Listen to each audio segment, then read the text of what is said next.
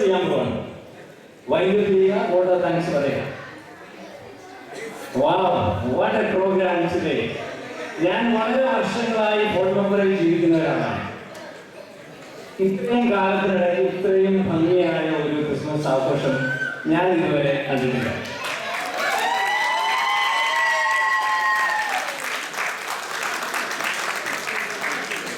ആദ്യം നമ്മൾ വരുമ്പോൾ നമുക്ക് ആഹാരം തന്ന് നമ്മളെ തൃപ്തരാക്കി ഇരുത്താൻ പറയുന്ന ഒരു കർമ്മമുണ്ടല്ലോ. അത് ഇപ്രാവശ്യം എല്ലാ വർഷത്തേക്കാളും വളരെ ഭംഗിയായി നിർവഹിച്ചു എന്ന കാര്യം പ്രത്യേകം ഞാൻ എടുത്തു പറയുകയാണ്. അതിനെ പുസ്തകത്തോടുള്ള നന്ദി അറിയിക്കുന്നു. അതിനാർക്കെങ്കിലും വിരോധമുണ്ടെന്ന് എനിക്ക് തോന്നുന്നില്ല. എല്ലാവരും കൈവരിച്ച് സമ്മതിച്ചിരിക്കുന്ന ഒരു കാര്യമാണ്. പിന്നെ കലാപരിപാടികൾ എന്ന് പറയുന്നത് ഒരു ക്രിസ്മസിന്റെ എല്ലാ ചട്ടവട്ടങ്ങളും അറേഞ്ച് ചെയ്തിട്ട് ഡെക്കറേഷൻസും ഒക്കെ എല്ലാ കാര്യങ്ങളും ക്രിസ്മസിന്റെ എല്ലാ പ്രതീതിയും വ്യക്തതയ്ക്ക് രീതിയിലുള്ള ഒരു പ്രോഗ്രാമാണ് നമ്മുടെ ഉള്ളത്. ഇത് ചുമ്മാ ഒന്നും ഉണ്ടാകുന്നില്ല. ഞാനിവിടെ 4 മണിക്ക് വരുമ്പോൾ ഇവിടെ ഒരു വളരെ വികൃതമായ രീതിയിലുള്ള ഒരു സ്റ്റേജിൽ നിന്ന് ഇന്ന് നമ്മൾ കണ്ട ഒരു സ്റ്റേജിലേക്ക് ആക്കി എടുക്കാൻ വേണ്ടി ഒരുപാട് പേര് പ്രയത്നിച്ചിട്ടുണ്ട്.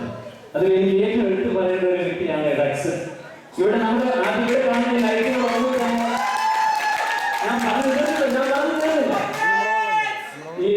ഈ ലൈറ്റുകളൊന്നും ഇവിടെ ഫാദർ സ്കൂളിന്റെ സംഭാവനകളല്ല കേട്ടോ. ഇതെല്ലാം റെക്സിന്റെയും ചുരുക്കം ചില സുഹൃത്തുക്കളുടെ ഒക്കെ വളരെ പ്രയത്നമായിട്ട് ഇതൊക്കെ വാങ്ങിച്ച് അറേഞ്ച് ചെയ്ത് അത് ഓരോ ലൈറ്റിനും ഓരോ റിമോട്ട് കൺട്രോൾ ആണെന്നാണ് റെക്സ് എന്നോട് പറഞ്ഞത്. അപ്പോൾ അതെല്ലാം ഓപ്പറേറ്റ് ചെയ്ത് ഓരോ ഡാൻസിനനുസരിച്ച് ചെയ്ത് വളരെ വളരെ വളരെ വളരെ സുഖകരമായ ഒരു കാര്യമാണ് റെക്സ് ചെയ്തത്. അത് റെക്സിന് ഒരു ബിഗ് റൗണ്ട് ഓഫ് അപ്ലോസ് ഉണ്ടായിരിക്കുക. പിന്നെ ഈ പ്രോഗ്രാം നടക്കുമ്പോൾ ഈ പാട്ടുകളും അതിനനുസരിച്ച് ഡയലോഗുകളൊക്കെ വരണമെങ്കിൽ അതിന്റെ ശബ്ദ നിയന്ത്രണം നടത്തുന്നതിന് വളരെ പ്രധാനപ്പെട്ട ഒരു പങ്കുണ്ട്. അതിലൂടെ ഫ്രണ്ടിൽ നിന്നുകൊണ്ട് വളരെ ക്വയറ്റായിട്ട് നമ്മുടെ ജോഷിയാണ് നിർവഹിച്ചത്. ജോഷിയുടെ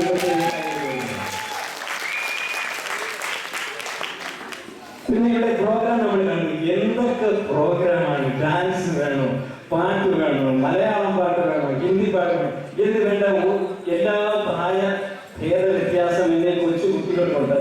നമുക്ക് വളരെയേറെ ആസ്വദിക്കുന്ന രീതിയിലുള്ള ഒരു പ്രോഗ്രാമാണ്.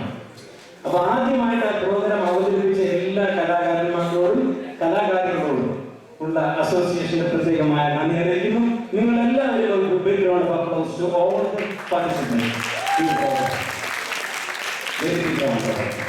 പക്ഷെ ആ പ്രോഗ്രാമുകളൊന്നും തന്നെ സ്റ്റേജിൽ നടക്കണമെങ്കിൽ വെറുതെ ആ പെർഫോം ചെയ്തതിൽ മാത്രം പോലെ അതിന്റെ പേരിൽ പ്രവർത്തിച്ച ഒരുപാട് പേരുണ്ട്. അപ്പൊ ഓരോരുത്തരും പേരിട്ട് പറയുന്നത് ഈ കുറെ പേരേക്ക് എനിക്കറിയാം. ആ ഓരോ ഈ പ്രോഗ്രാമിൽ പ്രവർത്തിച്ച എല്ലാവരോടും നമ്മുടെ അസോസിയേഷൻ നന്ദി അറിയിക്കുന്നു. അവർക്ക് ഒരിക്കൽ കൂടി ഒരു കൈയ്യടി കൊടുക്കും.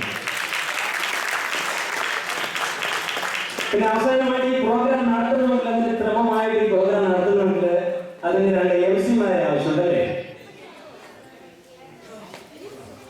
MC-മാരെ ആവശ്യമുണ്ട്. അത് ഇവിടെ വളരെ ഭംഗി അവതരിപ്പിച്ച ഷെല്ലയും ശാന്തിനിയും അസോസിയേഷൻ ഉടൻ നന്ദി അറിയിക്കുകയാണ്.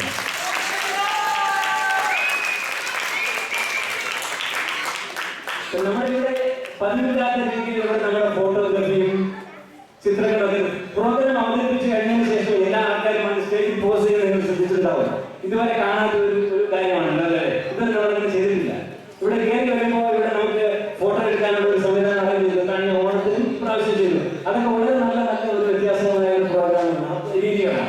അത് അവർ ചെയ്ത അമലിനും ആരീസിനും ഉള്ള പ്രത്യേകം ആശ്വാസത്തിന്റെ അറിയിക്കുന്നു.